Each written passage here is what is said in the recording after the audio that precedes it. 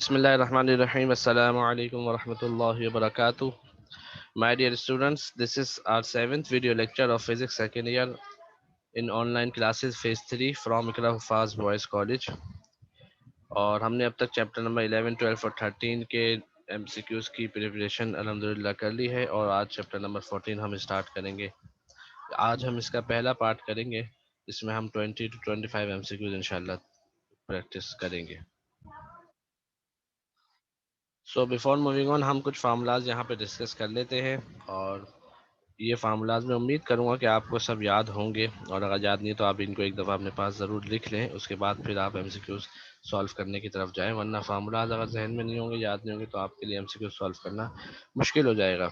आज के टॉपिक्स में चूंकि ये शुरू के फार्मूला ज़्यादा इस्तेमाल होंगे तो हम इसी को फोकस करते हैं। जैसे magnetic force on a moving charge, अगर एक चार्ज जो कि मूव कर रहा है वेलोसिटी v के साथ एक मैग्नेटिक फील्ड के अंदर, तो उस पर जो फोर्स लग रही होगी उसका हम फार्मूला निकालते हैं, तो वो होता है F is equal to Q V B sine theta. यहाँ पे आर का मतलब होता है, ये जो इन्होंने यहाँ पे आर लिखा हुआ है इसका मतलब होगा मैग्नेटिक फील्ड, ये बी होता है नॉर्मली लेकिन यहाँ पे आर लिखा है तो आप इसको बी कर दीजिएगा। तो F is equal to Q V B sine theta, ये फार्मूला होता है।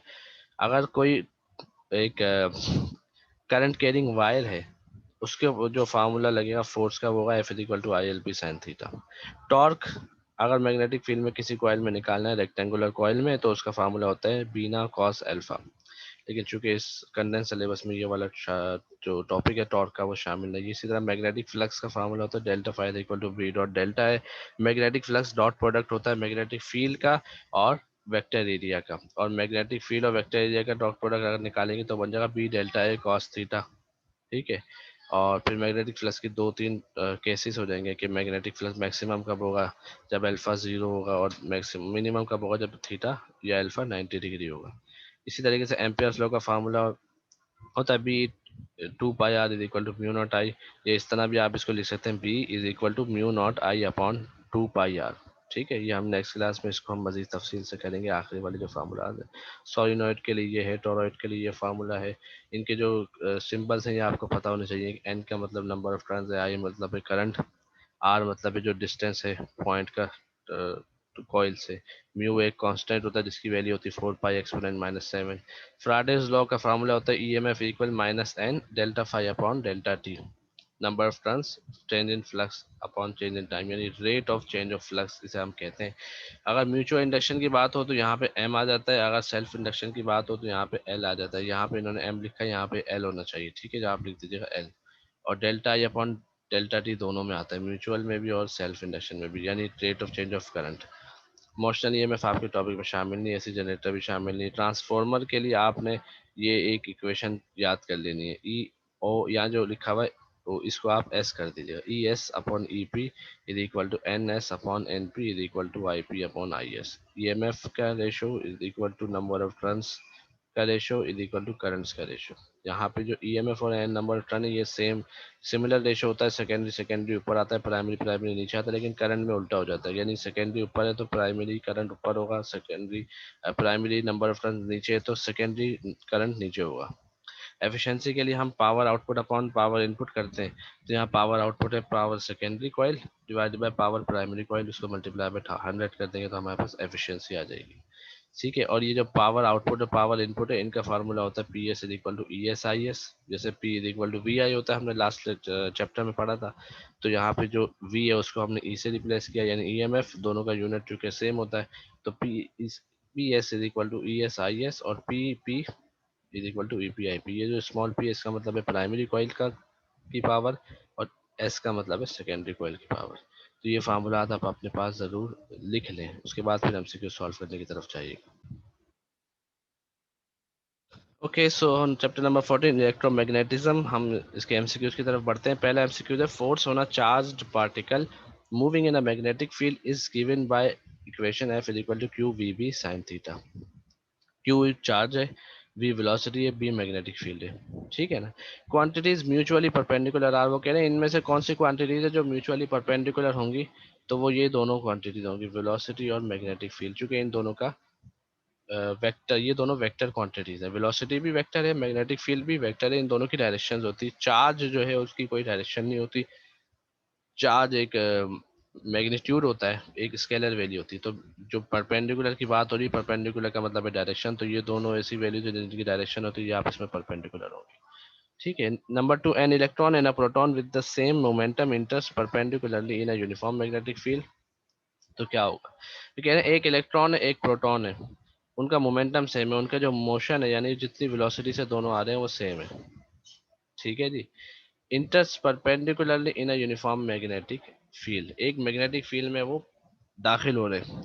अब कहने के क्या होगा, both particles will deflect equally, क्या दोनों पार्टिकल्स इक्वली डिफ्लेक्ट होंगे, क्या प्रोटॉन डिफ्लेक्ट ज्यादा होगा इलेक्ट्रॉन से, या इलेक्ट्रॉन डिफ्लेक्ट कम होगा प्रोटॉन से। ठीक है जी। आप ये बात समझ लें कि जिसका मास कम होगा वो ज्यादा रिफ्लेक्ट होगा, अगर स्पीड सेम हो जाए। अगर स्पीड सेम हो जाए तो जिसका मास कम होगा वो ज्यादा रिफ्लेक्ट होगा। तो यहाँ पे इलेक्ट्रॉन का प्रोटॉन से मास कम है, इसका मतलब है इलेक्ट्रॉन को ज्यादा रिफ्लेक्ट होना चाहिए कि अगर वो प्रोटॉन के साथ सेम स्पीड से किसी मैग्नेटिक फील्ड में दाखिल हो रहा है। तो आप ये देखें, both particle with deflect equally, ये ऑप्शन गलत हो गया। प्रोटॉन ज्यादा होगा इलेक्ट्रॉन से, ये भी गलत हो गया ऑप्शन, इलेक्ट्रॉन को ज्यादा होना चाहिए। नंबर 3 ऑप्शन है electron will deflect less than proton, अगर यहाँ पे मोर देन होता तो ये ऑप्शन सही हो जाता, लेकिन यहाँ पे लिखा है electron less than proton deflect करेगा। तो ये सेकंड और थर्ड ऑप्शन ये दोनों एक ही मायने के रखते हैं। इसका मतलब सेकंड का मतलब है प्रोटॉन ज्यादा डिफ्लेक्ट करेगा, और थर्ड का मतलब है इलेक्ट्रॉन कम डिफ्लेक्ट करेगा। तो ये दोनों ऑप्शन गलत है, नन ऑफ दिस, इनमें से कोई ऑप्शन सही नहीं है। Number 3, two parallel beams of electrons moving in the same direction will, अगर दो पैरेलल बीम्स हैं उनके दरमियान इलेक्ट्रॉन फ्लो हो रहा है यानी करंट फ्लो हो रहा है सेम डायरेक्शन में, तो वो अट्रैक्ट करेंगे दोनों को। आप इस तरह समझ ले कि एक ये बीम है एक ये बीम है, ठीक है, एक ये वायर है और एक ये वायर है, इन दोनों में करंट फ्लो हो रहा है, इसमें भी इस डायरेक्शन में करंट फ्लो हो रहा है I1, इसमें भी इस डायरेक्शन में करंट फ्लो हो रहा है I2। तो ये दोनों एक दूसरे को अट्रैक्ट करेंगे। अगर ये दोनों के करंट की डायरेक्शन चेंज हो जाए यानी इनवर्स हो जाए, उस I1 अपवर्ड है और I2 डाउनवर्ड हो जाए, तो ये दोनों एक दूसरे को रिपेल करेंगे। ठीक है। तो ये याद रखिए, अगर पैरेलल बीम से, पैरेलल होना जरूरी है, पैरेलल बीम से करंट सेम डायरेक्शन में फ्लो हो रहा है तो एक दूसरे को अट्रैक्ट करेंगी, और अगर ऑपोजिट डायरेक्शन में फ्लो हो रहा है तो एक दूसरे को रिपेल करेगी। नंबर 4 पे, when an electron moves in a magnetic field B with velocity v, the force acting on it perpendicular to both V and B, ये वही फार्मूला जो यहाँ पे हमने देखा, Q V B sine theta में वी और बी ये दोनों परपेंडिकुलर होते हैं, ये वो फोर्स है जो एक चार्ज पे लग रही होती है जो कि मैग्नेटिक फील्ड में मूव कर रहा होता है। एक बात और यहाँ पे याद रखना है इंपॉर्टेंट, अगर उस चार्ज, मूविंग चार्ज की वेलोसिटी जीरो हो जाए यानी वो मूव करना बंद हो जाए तो वी जीरो हो जाएगा, तो वी जीरो होने से फोर्स भी जीरो हो जाएगी। तो ये जरूरी है कि अगर कोई चार्ज एक मैग्नेटिक फील्ड में आ रहा है तो उसको कुछ ना कुछ मूवमेंट उसमें हो रही है, जो वो वेलोसिटी से मूव कर रहा हो, अगर वो स्टेशनरी हो जाएगा तो उस पर कोई फोर्स मैग्नेटिक फील्ड में नहीं लगेगी। तो आपसे ये एमसीक्यू भी पूछा जा सकता है कि एक चार्ज है जो कि एक मैग्नेटिक फील्ड में स्टेशनरी मौजूद है तो उस पर क्या फोर्स लगेगी, आप कहेंगे जीरो फोर्स लगेगी। नंबर 5 पे, if an electron and a proton enter into a magnetic field with the same velocity, electron और प्रोटॉन एक मैग्नेटिक फील्ड में सेम वेलोसिटी के साथ दाखिल हो रहे हैं, electron shall experience dash force than proton, electron पे क्या फोर्स लगेगी।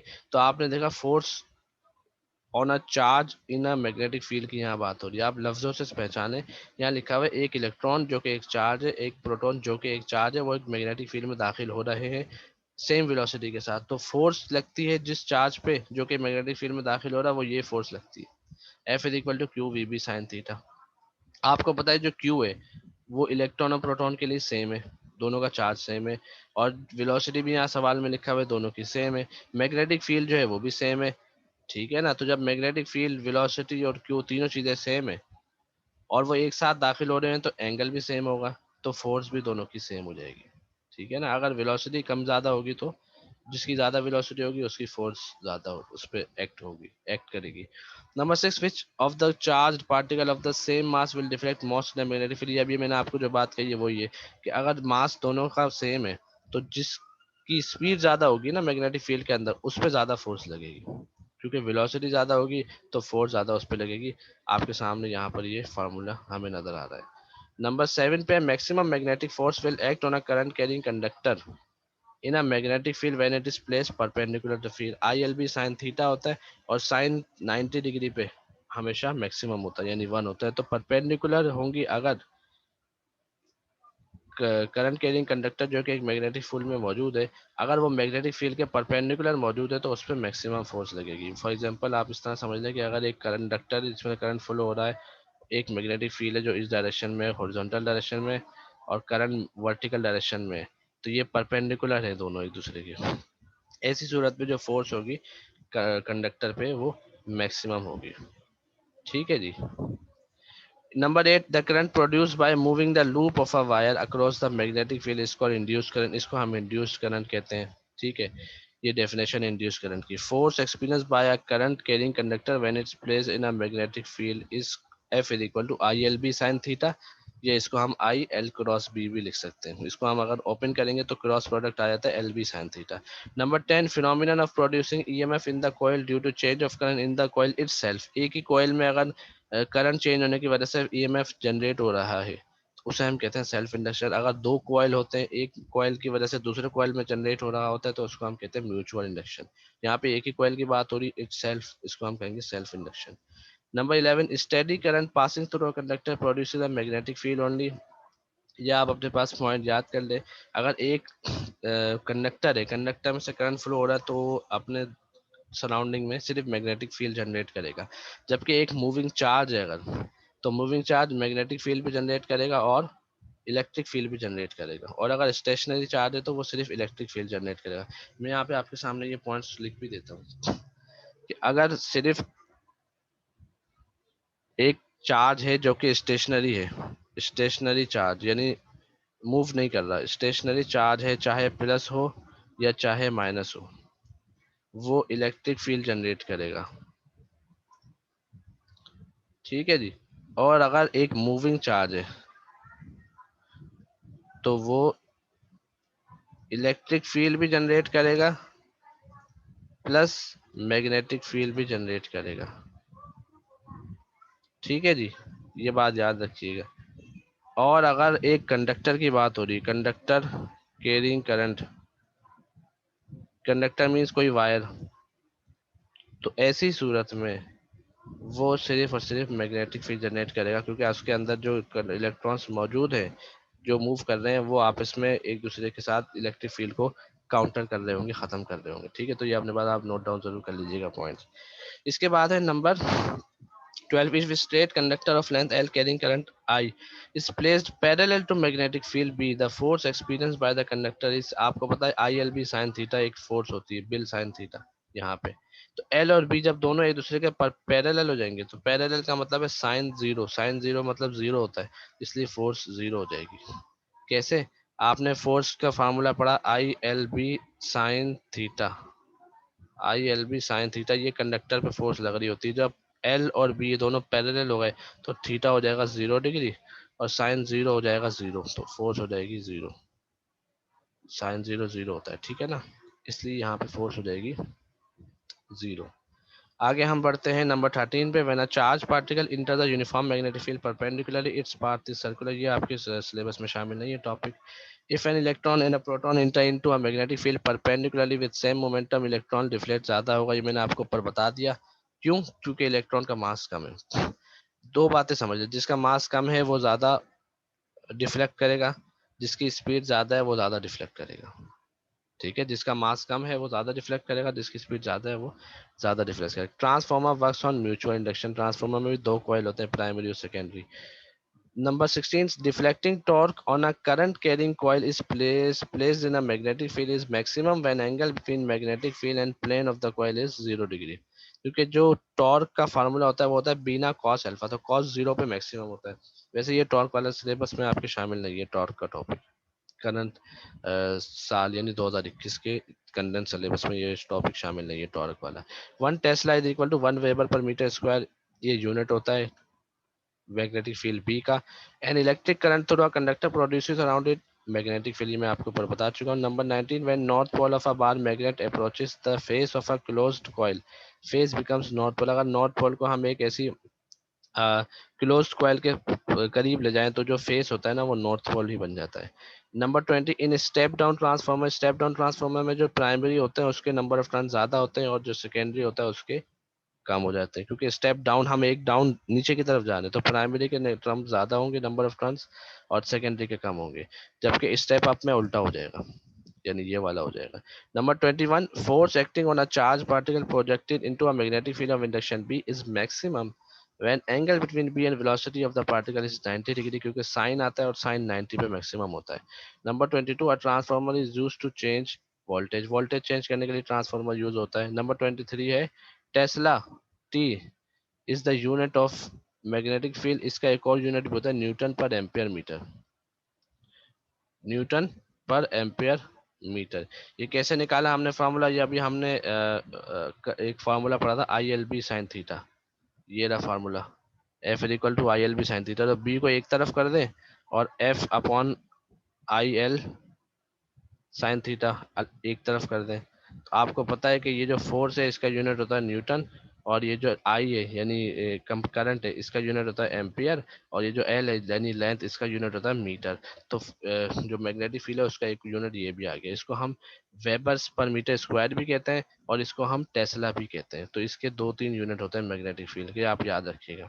ठीक है, आखिरी जो आज का हम एमसीक्यूज कर रहे हैं, number 24, the direction of induce current is given bye Lenz, Lenz law है जो कि सिर्फ और सिर्फ इंड्यूस करंट की डायरेक्शन को बताता है। ठीक है, आज हम इतना ही रखते हैं और इंशाल्लाह नेक्स्ट लेक्चर में इस चैप्टर को हम कंप्लीट करेंगे। उम्मीद है आपको समझ आ गई होगी। एक दफ़ा दोबारा अगर आप वीडियो देख लें तो ज़्यादा बेहतर होगा, क्योंकि ये इंपॉर्टेंट चैप्टर है, इसके एमसीक्यूज बहुत थोड़े से कॉन्सेप्चुअल होते हैं। फिर भी आपको कोई कंफ्यूजन आप मुझसे पूछ सकते हैं। ठीक है, जज़ाकल्लाह, अस्सलाम वालेकुम।